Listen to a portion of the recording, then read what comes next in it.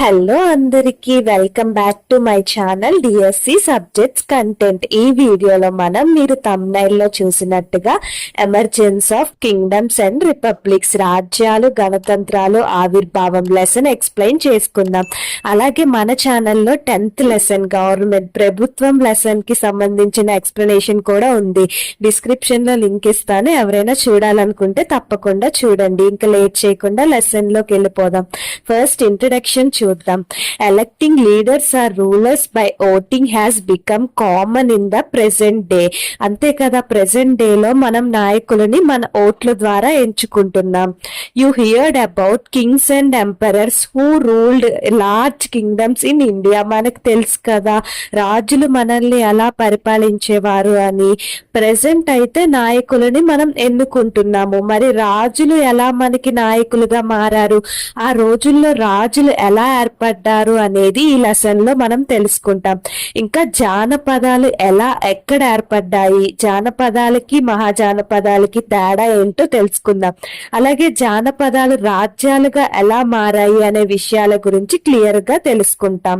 ఇక్కడ ఒక పిక్చర్ చూపించాను చూడండి, ఇది మనకి జానపదాలు ఎగ్జాంపుల్ పిక్చర్. ఇక్కడ చూపించినట్టుగా జానపదాలు మనకి మైదాన ప్రాంతాల్లో ఏర్పడ్డాయి. అవి ఎక్కడ అంటే the rivers Ganga and Yamuna flow between the Himalayas and the hills of the Deccan Plateau. ఈ మైదాన ప్రాంతాలు ఎక్కడున్నాయి అంటే హిమాలయాలకి మరియు దక్కన్ పీఠభూమి మధ్యలో గంగా యమున నదులు ప్రవహిస్తున్నాయి. దీనిని మనకి గంగాటిక్ వ్యాలీ, గంగా నది లోయ అంటాము. ఇక్కడ జనపదాలు ఏర్పడ్డాయి. క్వశ్చన్ ఎలా వస్తుందంటే మనకి జనపదాలు ఏ మైదానంలో ఏర్పడ్డాయి అంటే మనకి గంగాటిక్ వ్యాలీ, గంగా నది లోయ మైదానంలో ఏర్పడ్డాయి. ఎందుకంటే ఇక్కడ వర్షపాతం ఎక్కువగా ఉంటుంది మరియు ఇట్ ఈస్ వెరీ ఫెర్టైల్. అంటే ఇక్కడ సారవంతమైన నేలలు ఉండడం వల్ల పంటలు పండించడానికి అనువుగా ఉండేవి. అందుకే ఇక్కడ నివసించడానికి చాలా మంది వివిధ తెగలు, ట్రైబ్స్ సంబంధించిన వాళ్ళు నివసించడానికి స్థిర నివాసం ఏర్పరచుకున్నారు. Sakyas, Licchavis, Mallas, Vaidehas etcetera are of such tribes. Sakya, Licchavi, Malla, Vaidehi మొదలైన తెగల ప్రజలు ఇక్కడ నివసించేవారు. These tribes were called jana in Sanskrit. Question ఇలా రావచ్చు మనకి, జన అనే పదం ఏ భాషా పదం నుండి వచ్చింది అంటే మనకి సాంస్క్రిట్. కాబట్టి వీళ్ళు నివసించే ప్లేస్ ని మనకి జనపదం అంటారు. తర్వాత 2700 BCE క్రీస్తు పూర్వం 2700 సంవత్సరంలో ఇక్కడ నివసించడానికి చాలా ఎక్కువ మంది తెగలకు సంబంధించిన వాళ్ళు రావడం స్టార్ట్ అయింది. ఉండడానికి ప్లేస్ కోసం అడవులని ఇనప వస్తువులతో నరికి భూములకి వ్యవసాయానికి అనుకూలంగా మార్చుకున్నారు. జనపదాలకి మహాజానపదాలకి తేడా తెలుసుకుంటామని చెప్పాను కదా. ఈ విధంగా ఇనుమును ఉపయోగించడం వల్ల పెద్ద పెద్ద ప్లేస్లు అంటే గ్రామాలు, నగరాలు, వాటికి రాజధాని నగరాలు ఏర్పడ్డాయి. మహాజానపదానికి రాజధాని నగరంలో కోటలు ఉండేవి. ఇక్కడ పిక్చర్ లో చూపించాను చూడండి, ఈ విధంగా ఉండేవి. ఇదే మనకి జనపదానికి మహాజానపదానికి difference. How do we know about the Mahajanapadas? మహాజానపదాల గురించి మనం ఎలా తెలుసుకోగలం అంటే పూర్వం విషయాలు మనం ఎలా తెలుసుకోగలం, ప్రజలు ఎలా నివసించేవారు, ఏ ఏ వస్తువులు ఉపయోగించేవారు అనేది మనకి ఎలా తెలుస్తుంది అంటే we get to know much about those villages and towns from two kinds of sources. ఇక్కడ గ్రామాలు, నగరాలు గురించి మనకి రెండు ఆధారాల ద్వారా తెలుసుకోవచ్చు. From archaeological excavations in different places and from the books composed during that period. అంటే ఏంటి, ఇక్కడ జరిగిన పురావస్తు తవ్వకాల ద్వారా అక్కడి గ్రామాలు, నగరాలు ఉన్న ప్లేస్ లో త్రవ్వడం ద్వారా లేదా అప్పుడు కాలంలో రాసిన పుస్తకాల ద్వారా తెలుసుకోవచ్చు. ఇప్పుడు ఆర్కియాలజికల్ ఎక్స్కవేషన్స్ పురావస్తు తవ్వకాలు ఎక్కడ జరిగాయి and books during that period, ఆ రోజుల్లో రాసిన ఇంపార్టెంట్ బుక్స్ ఏంటో చూద్దాం. Archaeologists have excavated hundreds of sites in the Ganga valley and have tried to know more about the lives of the people of those days. పురాతత్వ శాస్త్రవేత్తలు గంగా నది లోయలోని చాలా ప్రాంతాలలో త్రవ్వకాలు జరిపి ఆ కాలం గురించిన విషయాలు తెలుసుకోవాలని చాలా ప్రయత్నాలు చేశారు. వాళ్ళు ఎక్కడ త్రవ్వకాలు జరిపారు అంటే హస్తినాపుర అంటే ప్రెసెంట్ ఢిల్లీ, అత్రంజికేరా, నెక్స్ట్ కౌశాంబి అహ్మదాబాద్ దగ్గర ఉంది.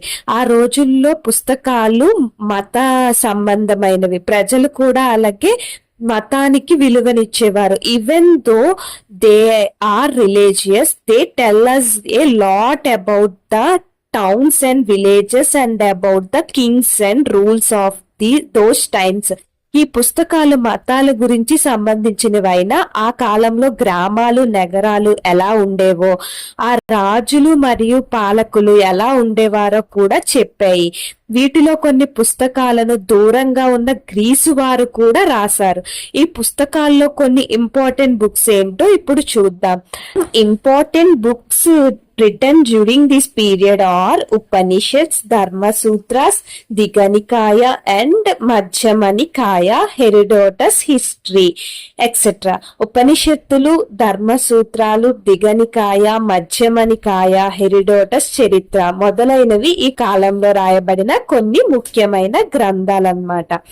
ఇక్కడ ఒక పిక్చర్ లో చూపించాను చూడండి. ఈ విధంగా గహపతులు దాసులు లేదా భర్తకులతో పనులు చేయించేవారు.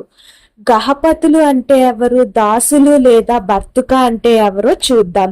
We learn from the books of those times that agriculture was managed by land owners called Grihapatis or Gahapatis. ఆ కాలంలో భూ యజమానులను మనకి గహపతి లేదా గృహపతి అని పిలిచేవారు. క్వశ్చన్ ఎలా వస్తుందంటే మనకి మహాజానపదాల కాలంలో భూ యజమానులను ఏమని పిలిచేవారు? ఆన్సర్ ఏంటంటే గృహపతి ఆర్ గహపతిస్, గహపతి లేదా గృహపతి అని పిలిచేవారు. who usually worked along with their family members. వీళ్ళు కుటుంబ సభ్యులతో పొలాల్లో పనులు చేసేవారు. but they also employed dasas or slaves and workers batukas or who worked on their fields and homes in return for wages. అంతేకాకుండా దాసులను మరియు వేతనం కోసం డబ్బుల కోసం పనిచేసే బతుకా అని పిలువబడే పనివారిని పొలాల్లో మరియు ఇంటిలో పని చేయించుకోవడానికి నియమించుకునేవారు. some wealthy గ్రహపతిస్ had more land and slaves to work for them. కొంతమంది ధనవంతుల దగ్గర ఎక్కువ భూమి మరియు పనివారు ఉండేవారు. The major changes happened in agriculture. తర్వాత వ్యవసాయంలో మార్పులు ఏర్పడ్డాయి. Use of iron ploughshare and plantation of paddy saplings improved agriculture productivity. చెక్క నాగళ్లు కాకుండా ఇనప నాగళ్లు ఉపయోగించడం స్టార్ట్ చేసిన తర్వాత వ్యవసాయం ఉత్పత్తి పెరిగింది. Promotion of irrigation facilities also increased production. వ్యవసాయ ఉత్పత్తి పెరగడానికి అభివృద్ధి చెందిన సాగునీటి సౌకర్యాలు కూడా కారణం. Usually the largest land owner become the head man of the village. అత్యధికంగా భూమి ఉన్న వ్యక్తి ఆ గ్రామానికి పెద్ద అవుతాడు. He was the leader of the village. అతడే గ్రామానికి నాయకుడు అవుతాడు. He was also used by the king to collect taxes from villages. అతడే ప్రజల దగ్గర పన్నులు వసూలు చేసి రాజుకు ఇచ్చేవాడు. అప్పట్లో పోలీసులు జడ్జిలు ఉండేవారు కాదు కదా, కాబట్టి ఇతనే లా అండ్ ఆర్డర్స్ ని మెయింటైన్ చేసేవాడు. అంటే గ్రామాల్లో శాంతి భద్రతలను కాపాడేవాడు. ఇక్కడ ఒక పిక్చర్ చూపించాను చూడండి. ఇది ఆ రోజుల్లో ప్రొఫెషన్స్ ఏమేమి వృత్తులు చేసేవారో చూపిస్తుంది. In most of villages there were craft persons అంటే వృత్తి పనివారు ఉండేవాళ్ళు. చాలా గ్రామాల్లో blacksmiths made tools necessary for agriculture like ploughshares, sickles, axes, arrows etcetera. ఆ రోజుల్లో కమ్మరులు ఎక్కువగా వ్యవసాయానికి ఉపయోగపడే నాగలి కర్రలు, గొడ్డళ్ళు, బాణాలు తయారు చేసేవారు. Potters made pots for cooking and storing grains.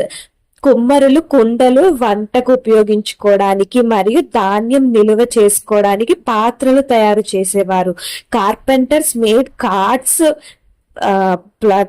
Plugs, furniture etcetera. బండ్లు, నాగళ్ళు, మిగతా ఇంట్లో ఉపయోగించే వస్తువులను వడ్రంగులు తయారు చేసేవారు.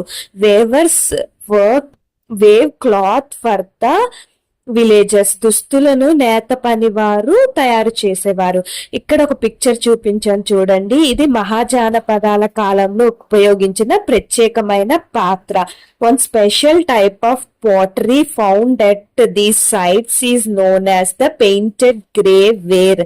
దీనిని painted grey ware అని పిలిచేవారు. Those grey pots contain designs, usually simple lines and geometric patterns ఉండేవి. ఈ కుండలపై చిన్న చిన్న గీతలు, రేఖా గణిత నమూనాలు ఉండేవి. ఇలా వృత్తి పనివారు వస్తువులు తయారు చేసి గృహపతులకు ఇచ్చేవారు. ఆ రోజుల్లో డబ్బులు లేవు కాబట్టి ధాన్యం ఇచ్చేవారు దానికి బదులుగా. ఈ విధంగా మార్పిడి ప్రక్రియ అనేది స్టార్ట్ అయింది. అలాగే వృత్తి పనివారు గృహపతులకు ఇచ్చిన తర్వాత ఎక్కువ లాభంతో వ్యాపారస్తులకు అమ్మేవారు. అలాగే వేరు వేరు దేశాల వారు వస్తువులను తెచ్చి జనపదార్థాలు అమ్మేవారు. ఈ విధంగా వ్యాపారస్తులకు ఎక్కువగా లాభంతో అమ్మడం వల్ల గృహపతులు పెద్ద భవనాల్లో సేవకులతో, బానిసలతో విలాసవంతమైన జీవనం గడిపేవారు. నెక్స్ట్ పార్ట్ లో మనం రాజ్యాలకు సంబంధించిన మిగతా లెసన్ ఎక్స్ప్లెయిన్ చేసుకుందాం. అలాగే మన ఛానల్లో లెసన్ 10 కూడా ఎక్స్ప్లెయిన్ చేశాను. లింక్ డిస్క్రిప్షన్ లో ఇస్తాను. ఎవరైనా చూడాలనుకుంటే చూడండి. వీడియో మీకు నచ్చితే లైక్ చేయండి. ఇలాంటి మరిన్ని వీడియోస్ కోసం మన ఛానల్ ని సబ్స్క్రైబ్ చేసుకోండి. అలాగే బెల్ ఐకాన్ సిస్టమ్ కూడా ఆన్ చేసి పెట్టుకోండి. అప్పుడే వీడియో పెట్టిన వెంటనే మీకు నోటిఫికేషన్ వస్తుంది. ఈ వీడియో ఎవరికైనా యూస్ఫుల్ గా అనిపిస్తే వారికి కూడా షేర్ చేయండి. Thank you for watching.